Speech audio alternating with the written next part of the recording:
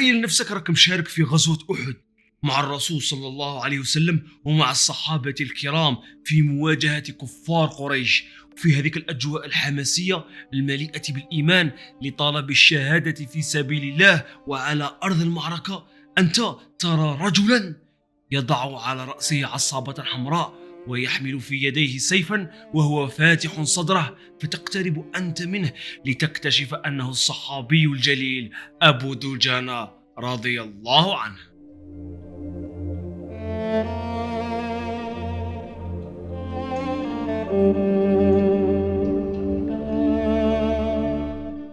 أبو دجانة رضي الله عنه اسمه الحقيقي سماك بن خرشة، هو من رجال الإسلام المعروفين بالفروسية والشجاعة والإقدام بين أقرانه، ويكفيه فخرا أن الزبير بن العوام رضي الله عنه شهد له بذلك.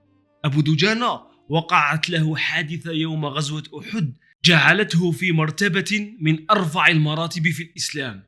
الرسول صلى الله عليه وسلم أراد أن يحفز المسلمين للقتال، فحمل سيفه صلى الله عليه وسلم وقال لأصحابه: من يأخذ عني هذا؟ الصحابة كلهم تحمسوا، كلهم أرادوا أن يأخذوا سيف الرسول صلى الله عليه وسلم، فبسطوا أيديهم وقالوا: أنا يا رسول الله. ثم أعاد عليهم الرسول صلى الله عليه وسلم وقال: من يأخذ عني هذا بحقه؟ هنا الصحابة توقفوا وتردوا نوعا ما، أغلبيتهم سحبوا يديهم. علاش؟ لأنهم يعرفون جيدا أنها مسؤولية كبيرة. هنا أبو دجانة رضي الله عنه قال للرسول صلى الله عليه وسلم: أنا أخذه بحقه يا رسول الله. وكان له الشرف العظيم بأن يأخذ سيف رسول الله. الزبير رضي الله عنه كان يرقب في هذا المشهد وقال: لماذا لم يعطي الرسول سيفه لي وأنا ابن عمته صفية بنت عبد المطلب؟ الزبير بن العوام كان من الفرسان الشجعان في الإسلام، هو حاشاه من أن يكون قد حسده، ولكن انتبه شك لماذا لم يكن السيف من حظه. وقال الزبير: سأتبع أبو دجانة وأرى ما سيفعل في أرض المعركة. ومن بعد تبعه. تقدم أبو دجانة رضي الله عنه ودخل إلى أرض المعركة، وسحب من جيبه عصابته الحمراء وربط بها رأسه وهو يحمل سيف رسول الله، فاتحا ذراعيه مخرجا صدره ويمشي بتبختر، وأنشد يقول: أنا الذي عاهدني خليلي ونحن بالسفح لدى النخيل، أنا لا أقوم الدهر في الخيول، أضرب بسيف الله والرسول. وتقدم أبو دجانة وبدأ يضرب المشركين الواحدة والآخر يسقطهم أرضا. فتقدم أبو دجانة ورأى من بعيد أن هنالك فارسا في المشركين يحفزهم ويبعث فيهم روح القتال، فتوجه نحوه أبو دجانة والزبير بن العوام يراقب الوضع من بعيد.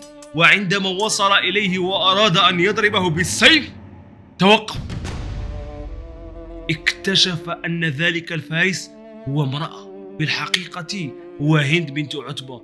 فعاد إلى الوراء أبو دجانة وقال: أردت أن أكرم سيف رسول الله من أن أضرب به امرأة.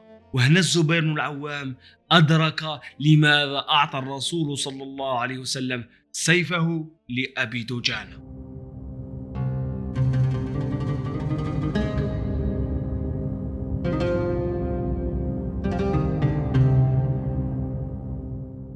أبو دجانة رضي الله عنه كان سند الرسول صلى الله عليه وسلم، يخطو معه كل خطوة. ففي غزوة أحد كرس نفسه لكي يحمي الرسول صلى الله عليه وسلم بجسمه من النبال.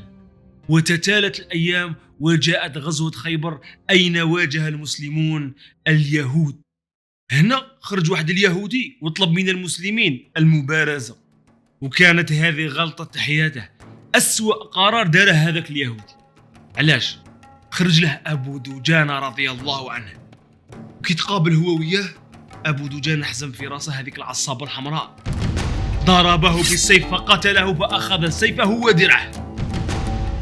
وفر اليهود هاربين وعادوا إلى حصونهم وتحصنوا بها، فلحقهم المسلمون وحاصروهم لأيام حتى هربوا من قلاعهم. ودخل المسلمون كي يظفروا بتلك الغنائم، وعندما دخلوا إلى تلك القلاع اندهشوا، كمية الغنائم التي وجدها المسلمون داخل حصون اليهود من أثاث وطعام وحلي ومجوهرات توحي لك بأن اليهود كانوا يعيشون النعيم على الأرض.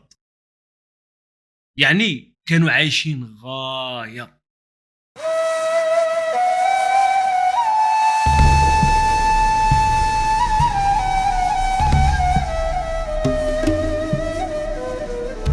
لما بعث أبا بكر رضي الله عنه المسلمين لقتال مسيلمة الكذاب وبنو حنيفة وجعل على رأس الجيش خالد بن الوليد، كان أبو دجان رضي الله عنه ضمن هذه الجيوش التي سيرت لقتال هؤلاء المرتدين. وعندما حميت نفوس المسلمين وعندما تصادم الجيشان تمكن المسلمون من الضغط على المرتدين الذين عادوا بدورهم إلى قلاعهم وحصنوا أنفسهم. لم يستطع المسلمون الدخول إلى القلعة التي كانت تسمى حديقة الموت. هنا جاء البراء بن مالك وطلب من المسلمين أن يحملوه ويرموه داخل القلعة كي يفتح لهم البوابة، وتمكن رضي الله عنه من فتح تلك البوابة. وهاج المسلمون كالطوفان، دخلوا إلى حديقة الموت وهم يقتلون أولئك المرتدين. وأبو دجان رضي الله عنه كان يضع نصب عينيه هدفا وهو مسيلمة الكذاب، وبدأ يراقب فيه من بعيد ويقترب منه، يقترب يقترب يقترب. وعندما وصل إلى مسيلمة وإذا بالصحابي وحشي رضي الله عنه يرمي بحربته من بعيد، دخلت في جوف مسيلمة الكذاب فأجهز عليه أبو دجان رضي الله عنه وأسقطه قتيلا. ثم عاد أبو دجان مرة أخرى يقتل المرتدين ويسقطهم الواحد تلو الآخر، حتى ظفر المسلمون بنصر عظيم من الله الذي كان ثمنه المئات من المسلمين، من ضمنهم بطلنا أبو دجان رضي الله عنه. وكانت دماؤه تنزف التي طالما اختلطت بحب النبي صلى الله عليه وسلم.